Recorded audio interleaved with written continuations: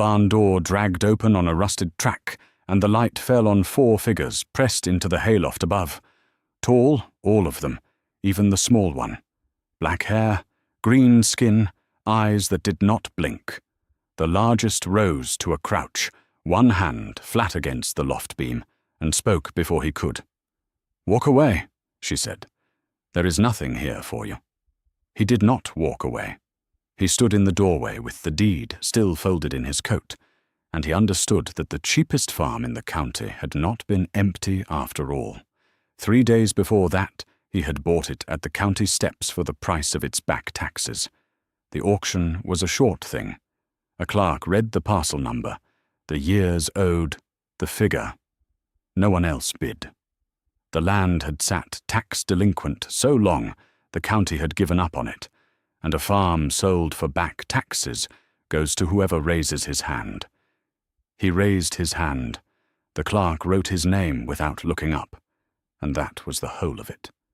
He had wanted it that way, cheap and far and forgotten. His wife had been gone 2 winters. He did not say the word for what she had been to him, not even to himself, because saying it made the house behind him in town too quiet to stand. So he had sold the house. He had taken the money to the county steps and bought a ruin, and he had told himself that a man with enough work in front of him doesn't have time to grieve. He was good with his hands. That much had never left him. He could mend a fence and set a post. He could patch a roof that had been open to the weather. He could coax a crop from soil that everyone else had called dead, if it came to that. He had done harder things than this. In years he tried not to count. The farm met him the way he expected. A lane choked with brush, fences gone to slant and gap, a house with a sagging porch and a well with a frayed rope. Past it all, the barn, leaning a little, its high gable door hanging crooked on one hinge. He had walked the fields first, then the house. He left the barn for last, the way a man leaves the heaviest thing for when his arms are warm. When he finally hauled the door back, he heard them before he saw them. A small sound up in the dark, the shift of weight on old boards, hay sifting down through a seam of light. He looked up, and 4 faces looked back. He did not reach for anything. He had nothing to reach for, and they could see that. "This land was abandoned," he said. His voice came out level. Not a threat. A fact. "It was not," the largest one answered. "Not by us." For a long moment, no one moved. The dust hung in the gold light between them. He counted 4. The smallest could not have been more than a child, gripping the elbow of the one beside her, watching him with the unblinking patience of something that had learned to wait. He looked at the hay door above their heads, the one good high opening, the only way down that was not past him. He looked at the deed in his coat. He thought of the empty house he had sold, and the quiet he had paid to escape. Then he stepped back from the doorway and let the light in. "You can come down," he said. "Or you can stay up there. I have a roof to look at either way." None of them came down, but the largest one watched him cross the yard, and something in her face was not quite trust. Not yet. Only the first small surprise of a door left open. In the last of the light, he walked the land, the way a man walks a wound, slow, touching the worst of it. The fences came first. Whoever had built them once, and never again. The rails had slipped their posts. Some posts had rotted at the ground and leaned until the whole line sagged toward the field. Stake and rider work, the old kind, gone soft. He set his hand on a top rail, and it gave under his weight, dry as a bone left in the sun. He did not curse it. He counted it. So many posts to cut, so many rails to set back in their slots. The arithmetic of it steadied him. The fields were worse and easier both. Worse because nothing grew in them but the brown stubble of years no one had planted. Easier because dead soil was a thing he knew. He crouched and worked a handful loose and let it fall through his fingers. Not poisoned, just tired. Tired could be fed. tired could be turned and rested and brought back if a man had the seasons and the patience for it. He had the patience. He had little else, but he had that. The house he left half looked at. A sagging porch, a door that stuck, a well with a rope frayed to threads. He would not trust that rope with a full bucket. He made the note and moved on. The barn he came back to last, as he had before. He did not go in. He stood in the yard with his hands loose at his sides and looked at the high gable door hanging crooked on its one hinge, and he thought about the 4 faces in the dark above it. He could fix the roof. He could see from the yard where it had opened to the weather, a long seam of grey sky showing through the shingles. He could patch it board by board. He could split a winter's wood from the dead timber in the lane. He could do all of it with his own 2 hands, the way he had done harder things. What he could not do was make 4 strangers come down out of his hayloft. So he did not try. He built a small fire in the yard instead, well clear of the barn, because hay and flame were a bad pair, and he knew it. He set a pot over the coals. When it was hot, he filled a tin bowl and carried it halfway to the barn, and set it down in the dirt, where the light from the open door would find it. Then he walked back to his fire, and sat with his back to the wood pile, and ate his own share, and said nothing. He did not look up at the loft. He had learned, with horses and with grieving men, that a thing watched too closely will not move at all. For a long time, nothing happened. The fire ticked. An owl crossed the yard once on silent wings. The cold came down off the ridge the way it did out here, fast and without mercy, and he pulled his coat tighter and stayed where he was. Late, when the coals had gone low and red, he heard the soft give of a board overhead, a long pause, then the scrape of the tin bowl being drawn back into the dark. He did not turn around. He let out a slow breath and looked at the fire. Not trust. He knew better than that. A hungry thing will take food from a man it still means to run from. It was less than trust and more than nothing. It was the first small proof that the door he had left open had been seen. He banked the coals and lay down in the open bed of the wagon, his coat for a blanket, the dead farm dark around him, and the leaning barn darker still. Somewhere above the crooked gable door, 4 strangers waited out the night the same as he did. He slept badly. But he slept. That was something he had not done in town for a long time. She came down in the grey before sunrise, while he was setting the first new post. He heard the ladder boards take her weight, slow and even, and he kept his hands on the post. He did not turn. A man who spins around with a tool in his fist tells a frightened thing exactly what it feared. So he tamped the dirt and waited, and let her cross the yard to him in her own time. When he straightened, she was already close, and she was tall, taller than him by a head, all of it standing, and none of it leaning. The light was coming up behind the ridge, and it caught her black hair where it fell loose over her shoulders, and it caught the green of her skin and the flat, steady weight of her eyes. She stopped 2 paces off, close enough to reach him. She wanted him to know she could. "You did not run us out in the night," she said. Her voice was low and careful. Not a question. A thing she was turning over. "No," he said. "Why?" He looked at the post in the ground, then back at her. "Where would you go?" he said. It came out plain, not unkind. He had asked himself the same thing about himself more than once. Something moved behind her eyes, and then went still. "There are 4 of us," she said. "My sisters. The youngest is a child. We have walked a long way, and there is nowhere ahead of us that is safe. This barn was empty. The land was empty." Her chin lifted. "It was not yours when we found it." "It's mine now," he said. "Bought it for the back taxes, 3 days ago." He let that sit. But a deed doesn't put anybody out in the cold. That's a choice a man makes after. She studied him for a long moment, the way a person reads weather they do not trust. Behind her, at the foot of the ladder, the other three had gathered in the barn's mouth. Two near-grown, watchful, standing the way she stood, and between them the small one, gripping a sister's sleeve, peering around her hip at him with wide, unblinking eyes.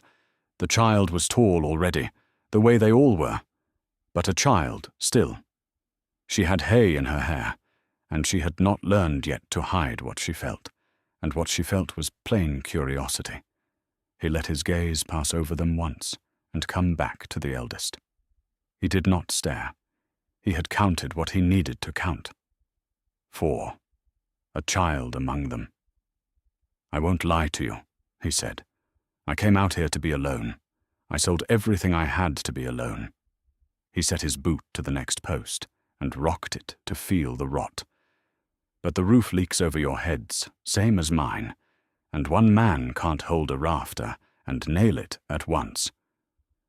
"You are offering us work," she said slowly, like she did not believe the shape of it. "I'm offering you a reason to stay that isn't charity," he said. "Easier for both of us, I think." She was quiet. The child whispered something, and was hushed. The cold burned off the grass, and the first real light poured down into the dead fields in one long pass of gold, and for a moment the whole ruined place looked like something that could be saved. "I will think on it," the eldest said at last. "Think on it from inside the barn," he said, and bent back to his post. "Wind's coming off the ridge." She did not answer, but she did not go far either. When he glanced up some while later, she was standing in the barn door, with her arms crossed, watching him work, and it was not trust on her face. Not yet. It was the look of someone who had stopped, just for a breath, waiting for the floor to fall out from under her. She gave him her answer at midday, with the sun straight overhead, and the new posts standing in a short, clean row behind him. "We will stay," the eldest said. "We will work. We will not take what is not given." She said it like terms read off a page, each line set down separate. "When the cold breaks, if you want us gone, we go. No argument." "Agreed," he said. That was the whole of the bargain. No hands shaken, no paper. A man and a tall green woman standing 6 feet apart in a dead field, each watching the other for the lie. There was none on either side, and they both saw that, and it was enough to go on. "You have names," he said. It was not quite a question. She told him hers. She told him her sisters', one by one, nodding to the barn where the other three had come to the door to listen. He said them back once, slow, to fix them. He did not ask where they had come from or what they were walking from. A man learns when to leave a thing unopened. "You can use the barn," he said. "Fix it as yours. I'll work the house and the fence. The roof we do together. I can't hold a rafter and nail it at the same time." "No one can," the eldest said. There was no warmth in it, only agreement. They started that afternoon with the rails. He had cut a stack of new rails from the dead timber in the lane, good and straight, but green wood is heavy, and a full rail dragged at his shoulders till they burned. He had been hauling them one at a time, end over end, slow. The second sister came out to the fence line without being asked. She took the far end of a rail he was wrestling and lifted it clear of the ground as though it weighed nothing at all, and held it level and waited. He looked at her across the length of the wood. "Slots at the post," he said. "Easy down." They set it in one motion. It dropped into the notch clean and sat. He stood back and looked at it, and felt something he hadn't felt in a long while, which was the simple ease of work shared between two people who knew what they were doing. He did not say so. He picked up the next rail.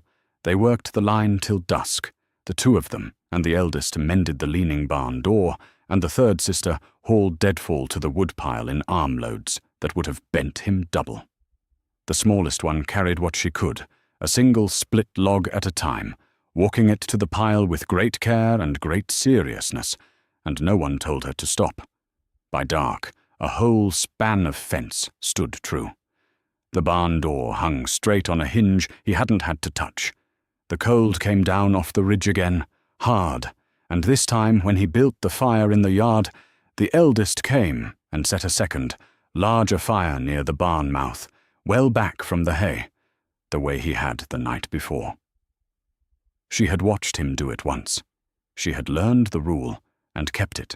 He marked that and said nothing. They did not eat together. He ate at his fire. The four ate at theirs, the child's voice carrying thin and bright across the yard, then hushed. 2 fires in a dead farmyard, 50 feet apart, and no bridge between them yet. But the fence stood. The work had held, and the bargain had held, and a man and 4 strangers had passed a whole day without anyone reaching for anything but a tool. It was not trust. It was the frame you build before trust, post by post, rail by rail. He lay down in the wagon bed and looked at the 2 fires burning low and thought that the frame, at least, was square. On the 3rd day, the eldest set a portion of their own supper on the flat stone halfway between the 2 fires and walked back without a word. He looked at it for a while before he crossed to take it. It was a coarse flat bread, dense and dark, nothing he knew. He ate it at his fire and found it good. The next night he set his pot of beans on the same stone and walked back the same way, and in the morning the pot was scrubbed clean and turned upside down to dry. Neither of them spoke of it. The stone did the speaking. On the 4th day, they finished the long fence line together. He sighted down it from the corner post, and it ran true the whole way, post by post, rail by rail, the first thing on the place that was whole. The second sister stood at the far end and sighted down it the same way he did, and when their eyes met across the length of it, she gave him a short nod. He gave it back. That was the entire exchange, and it carried more than most conversations he had had in 2 years. On the 5th day, they did the roof. He went up first, and the eldest came up after him, sure-footed on the pitch in a way that told him heights were nothing to her.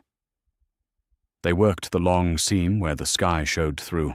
He fit the boards and held them, and she drove the nails, her arm coming down once where his would have needed 3 blows. He laid the shingle, and she set the next so its lip caught the rain. They did not need many words for it. A roof has its own grammar, and they both spoke it. By dusk the seam was closed. He sat on the ridge and looked out over the dead fields gone gold in the low light, and the leaning barn that did not lean any more, and for a moment the weight he carried set itself down on its own. That was when the smallest one started talking. She had climbed halfway up the ladder to watch, chin on a rung, and she was telling a story. It had no clear beginning, and it went in circles. There was a fox in it, and then the fox was her grandmother, and then the fox was a star that had come down to the river to drink and could not get back up, so the sisters had carried it home in a basket and fed it on plums until it was strong enough to climb the sky again. She told it all in one breath, the way children do, certain of every word. "Is that true?" he said. He did not know why he asked. He had not meant to speak. The child considered him with great seriousness. "Some of it," she said. Up on the ridge, the eldest made a low sound he had not heard from her before. It took him a moment to understand it was something close to a laugh, or the memory of one. She did not correct the child. None of them ever corrected the child. He looked back out at the gold fields, so the smile would not show on his face, and he let it sit there anyway, where no one could see it. That night he built his fire, and they built theirs. But the fires were closer than they had been. No one had decided it out loud. The stone with the supper on it sat between, and the distance had simply narrowed, a foot at a time, over 5 days of work that held. It was not friendship yet. He knew the difference, but the bread had been shared, and the roof was closed over all their heads, and the child had told him a story she did not have to tell. It was the possibility of something. He banked his coals and let that be enough. That night there was only one fire. He had not planned it. He had built his in the usual place, and she had come and sat across the coals from him, and the others drifted over too until the two fires were one. No one named it. The cold pressed in off the ridge, and that was reason enough. The sisters slept one by one. The child went first, folded against the eldest's side, then the other two, until it was the two of them awake, and the low red coals and the wide dark. For a long time neither spoke. He had learned to be easy in a silence, and so he saw, had she? "You had a wife," she said finally. Not a question. She had read it off him the way she read weather. "2 winters back," he said. He turned a stick in the fire. "She got sick in the fall. By the spring she was gone." He had never said it that plain to anyone. "I kept the house a year. Couldn't stand the quiet of it. So I sold it and bought the cheapest thing the county had, far as I could get." She took that in and did not offer him the soft words people offered. She only nodded, like he had told her the depth of a well. "We had a mother," she said after a while, "and a place. Neither is left to us." She did not say how. He did not ask. He understood that some losses you carry without setting them down on a table for company. We walked. We kept walking. There was nowhere that wanted 4 of us. Her eyes moved to the sleeping child. "I told them we would find a roof before the worst cold. I did not know if it was true when I said it." "It's true now," he said. She looked at him across the coals for a long moment, and something in her face that had been braced since the first morning went quiet. Then she drew something from inside her coat. Small, dark, worn smooth. She held it to the firelight, and he saw it was a stone, river-rounded, a vein of pale running through the middle of it. She turned it once in her fingers, the way a person handles a thing that is fragile and important, though a stone is neither. "My mother carried this," she said, her mother before her. "It is the only thing we didn't lose." She held it a moment longer. Then she did a thing he didn't expect. She reached across the coals and set it in his open hand. It was warm from her body and heavier than it looked, the kind of weight a stone has after it has been underwater a long time. He did not know what to say, so he said nothing. He looked at the pale vein in the firelight, and then he gave it carefully back, the way she had handled it, with 2 fingers, lightly. "You keep that," he said. "But thank you for letting me hold it." She closed her hand around it and put it away. She did not smile, but the line of her shoulders eased, and she stayed sitting there as the coals went lower, neither of them needing to fill the quiet. He thought about his wife and felt the old ache, but it sat differently now. The grief had not gone anywhere. Grief did not go when you were ready, but for the first time in 2 winters, it was not the only thing in him. He banked the fire. The 4 of them slept close to its warmth, and he lay near, not among them and not apart, and looked up at the patched roof he could not see in the dark and knew was whole. It was not a family. The word was too small and too large at once for what this was. But it was no longer only him under that roof, and that, he understood, was the thing that had quietly changed. The days that followed found a rhythm, and the rhythm was work. They turned the dead fields a row at a time. He broke the crust with the plough, and the second sister walked behind, and broke the clods her own way, with her hands, kneeling, working the tired soil loose so it could breathe. They were not planting for a market.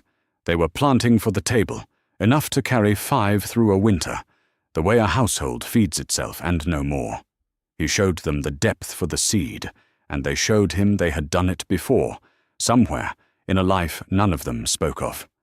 The eldest cut hay from the low meadow, and the sisters carried it up through the high gable door into the loft, armload on armload, and stacked it dry and tight the way it had to be stacked, or it would rot or worse. He had told them once, plain, that wet hay packed close could heat on its own and take a barn down in the night. After that, they spread each load to dry in the sun before any of it went up. They did not need telling twice. The child had work too. She gathered eggs from the 2 hens they had, and she named the hens, and the names changed daily, and no one kept up. On a clear, cold evening, they ate together for the first time, all 5 of them, at the table he had mended inside the house. He set the bowls out and went to sit on the floor by the hearth, leaving the chairs for them. He did not think about it. He just did it.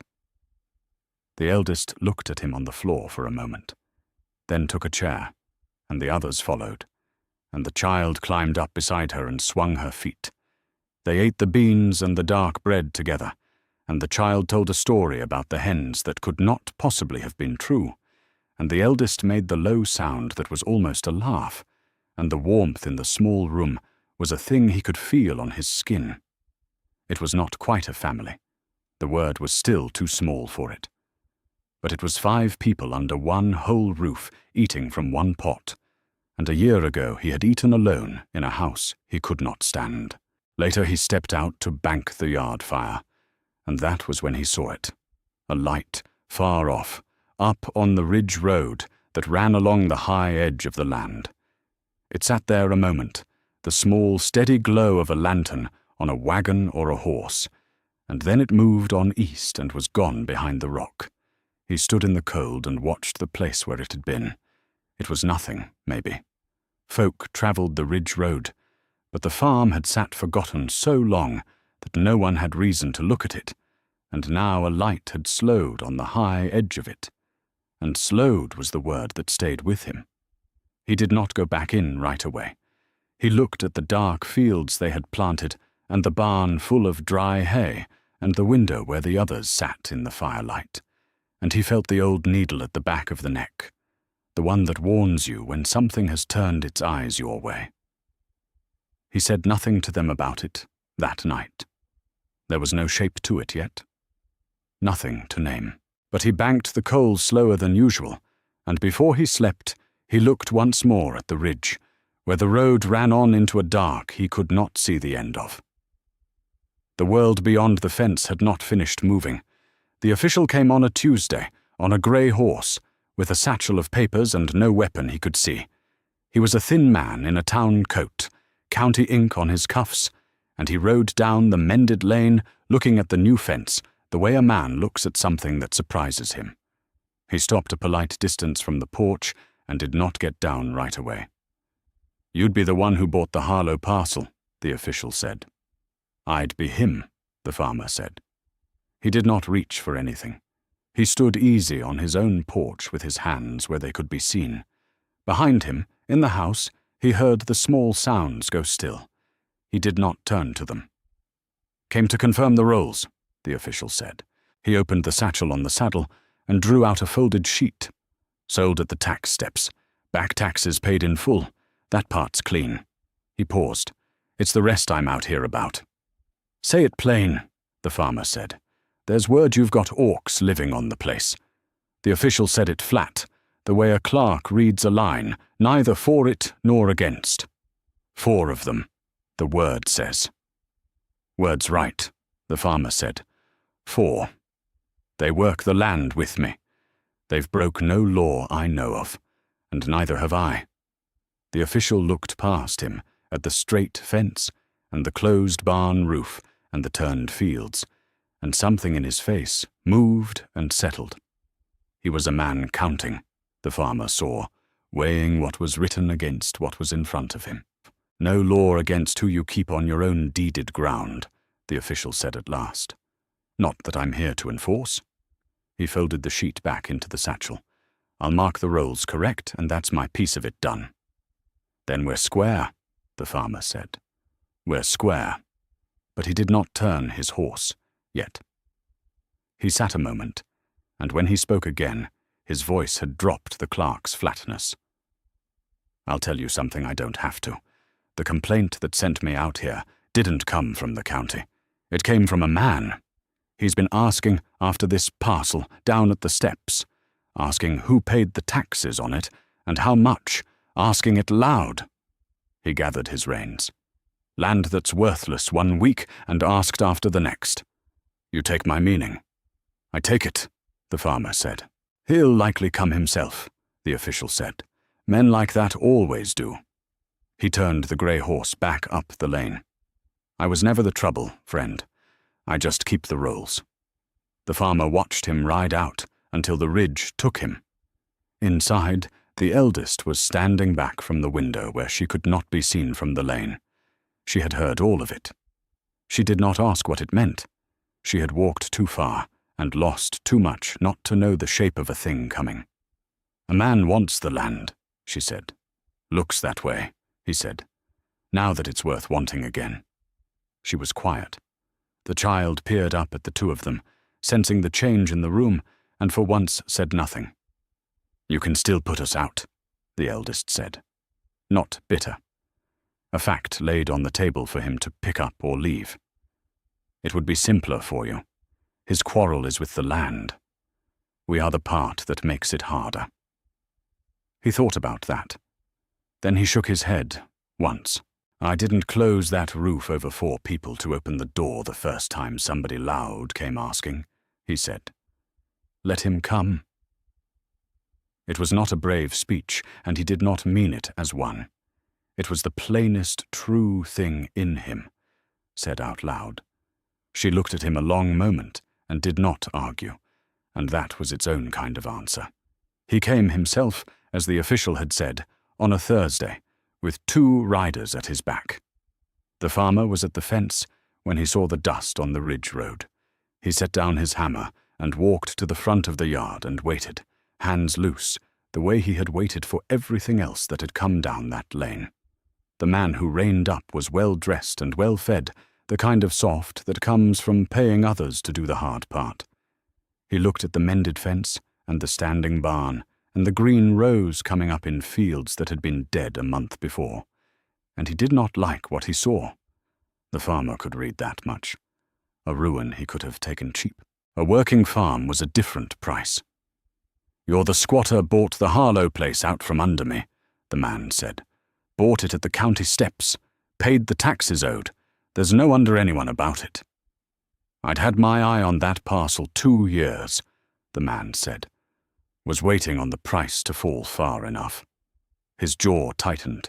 Then some drifter walks up and pays the back taxes the week I meant to. That's how the steps work, the farmer said. Loudest eye doesn't win it. The paid bill does. The man's gaze went past him to the barn, where the eldest had come to stand in the door, tall and still, her sisters behind her in the dark of it. His mouth curled. And I hear you've filled it with orcs. He said the word like spitting. 4 of them. That's a thing the county would care about. A man harbouring their kind on land he's barely got a claim to. Folk around here would care more. He leaned on the saddle horn. Be a shame if your fences started coming down faster than you can raise them. Be a shame if a barn full of dry hay found a spark some night. It was said easy, almost friendly. That was the worst of it. The farmer felt the cold come up his spine, and he did not let it reach his face. You're threatening to burn me out, he said. Flat. Naming it. So it sat in the open between them, where the man would have to look at it. I'm telling you the land's a hard place, the man said, and you've made yourself friends of nobody to hold it with. Behind the farmer, a board shifted. The eldest had crossed the yard. She came and stood at his shoulder, all of her, and said nothing. The second sister came and stood at his other side. The third moved to the porch step. They did not raise their hands. They did not need to. They only placed themselves, one body at a time, around the man who had a roof over them, until the soft man on the horse was looking at 5 people standing on ground they had made whole. His 2 riders shifted in their saddles and looked at him for what came next. Something crossed his face. Not fear, exactly. The recalculation of a man who had come expecting 1 drifter and found a wall. This isn't finished, he said. He gathered his reins hard. I've got papers to look into. Claims older than your steps. I'll be back with more than words." "We'll be here," the farmer said. "We don't run." The man turned his horse, and his riders turned with him, and they went back up the lane and up the ridge road the way they had come, the dust hanging a long time in the cold air after them. The eldest watched the empty road beside him. "He will come back," she said. "He will," the farmer said. "Men like that always do." He looked at the barn full of dry hay and felt the weight of what had just been threatened settle in his chest. "We'll be ready for him when he does." He came back at dusk, when fire does the most work, and this time he brought 6 riders instead of 2. They came down off the ridge road in a line and spread across the front of the yard, and the soft man sat his horse at the center of them, with a folded paper in his fist and a lantern lit on a pole. The farmer had seen the dust early. There had been time to do the only thing worth doing, which was to stand. He stood at the front of the yard with the well at his back and the barn behind that. He did not hold a weapon. A weapon was an answer to a question he did not want to ask tonight. "I told you I'd be back with more than words," the man called. He shook the paper. "Filed claim. Older deed than your tax sale. The county'll sort it slow, but tonight I'm taking what's mine, and the orcs go off it first." "That paper means a courthouse," the farmer said. "Not a torch at dusk. If your claim's good, you don't need 6 men and a lantern." That landed. He saw it land. A man with a true deed comes in daylight with a clerk. This man had come in the dark. Then the others came out of the barn. The eldest first, tall and unhurried, and she crossed the yard and stood at his right shoulder. The second sister came and stood at his left. The third took the porch step above them. They placed themselves the way they had before, one body at a time, and this time they did not stop. They stood, and they were still, and the stillness was louder than any shout. Not one of them reached for anything. That was the thing the riders could not answer. There was nothing to fight, only people standing on their own ground in the falling dark, refusing to move. The soft man's horse shifted under him. He looked at the 4 sisters and the man among them, and he counted. The farmer watched him do it. He counted the cost of a thing started here that could not be taken back, against a deed that might or might not hold in a court.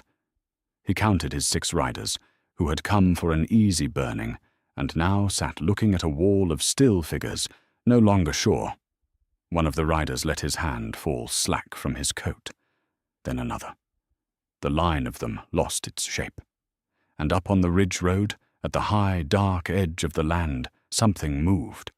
A shape, and then more than one, gathered at the rim where the road ran in. Tall shapes, still as the sisters were still, watching down into the yard. The soft man saw them too. He could not have said what they were in the dark, only that the count had changed, and not in his favor. Something crossed his face, not fear exactly, but the recognition that this was a different kind of ground than he had ridden onto, the kind a man does not walk off the same way he came. He sat with it a long moment. Then he folded the paper away. "This goes to the county," he said. His voice had lost its ease. "Not like this, the county. That's the right place for it," the farmer said. "Bring your deed there. We'll bring ours." The man pulled his reins. The riders turned with him, glad to turn, and the line of them went back up the ridge road, and whatever had gathered at the high edge let them pass and did not follow. The yard was quiet. No one had raised a hand. No spark had touched the hay. The eldest let out a breath beside him. "They came down off the ridge for us," she said, looking up at the empty rim. "Our own. We did not know any were left to come." "Then you're not as alone as you thought," the farmer said. "Neither of us is." The soft man took it to the county, as he said he would, and the county was slow, and in the end the paid bill at the tax steps held against an old deed that no one could fully prove. Word came back up the ridge road on a clerk's paper. The land was his, free and clean. He read it once and set it on the table and went back to work, because the work did not stop for paper either way. The season turned the way seasons do out here, not all at once. The cold broke a little at a time.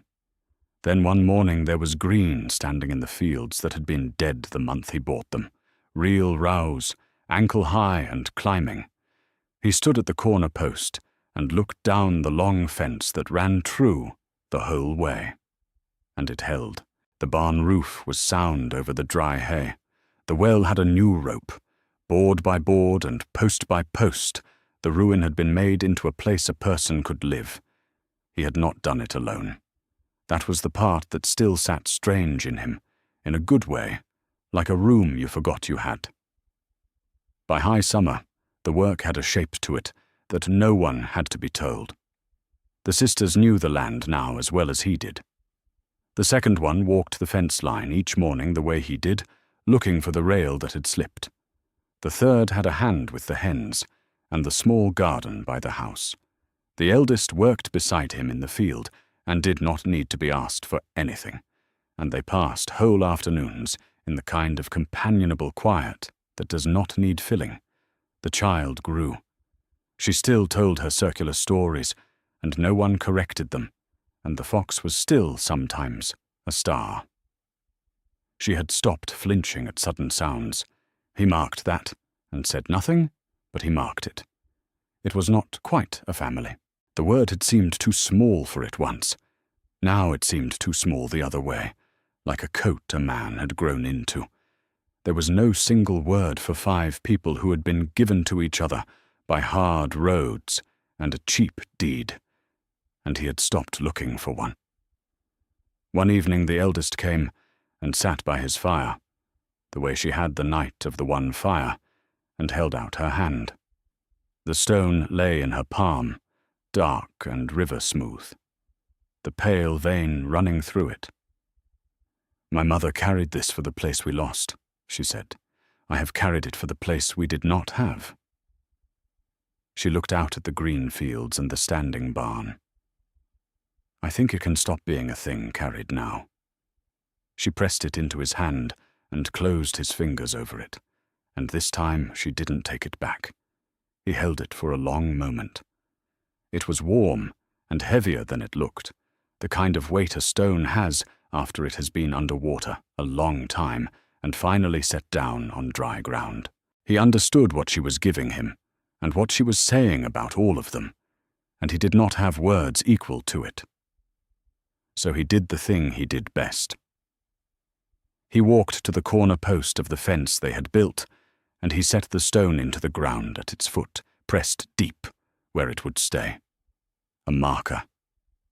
Not for grief anymore, for the thing that had been built on top of it.